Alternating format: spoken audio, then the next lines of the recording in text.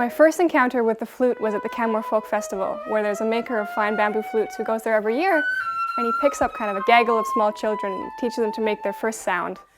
And for me, that was it. I was hooked.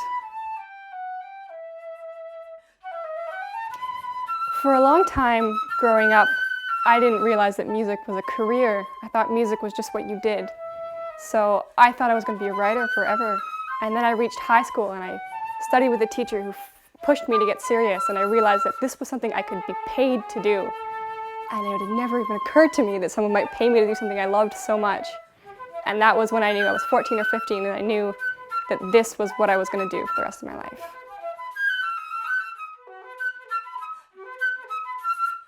That's Dad. That's my daughter Fiona. Well, I think this community has supported me in my photography because it's such an amazing place to live, and it's so vital and it's so artistic, and it's just really inspiring. Living in Canmore, the landscape was tremendously inspiring as a photographer. Everywhere you look, there are these awesome panoramas.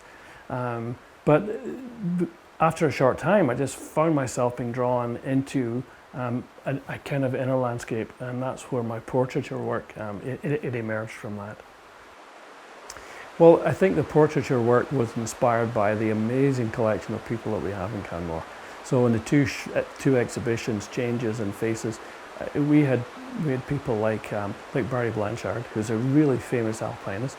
We had Buck Kaliter, one of the oldest miners. We had Mary Rhoda, one of the elder statesmen of Canmore. We had Tony Bloom, who's a sculptor. We had Sarah Renner and Chandra Crawford. So just the sheer collection and the cross-section of characters and individuals and achievers in all areas of life was just so amazing that it just was waiting to be done.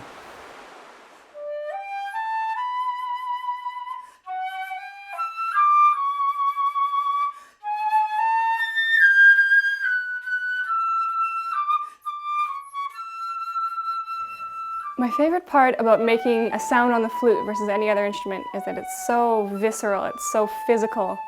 The air, you have to breathe it in, you have to breathe it in right, and you have to breathe it out right. And so it comes from your lungs, it comes from the center of your body.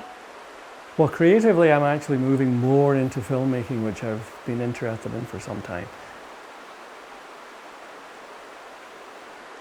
Growing up in a household where the arts were very present, I think for me, opened my eyes and my mind to so many possibilities and so much wonder in the world, to kind of look for little bits of beauty everywhere I went.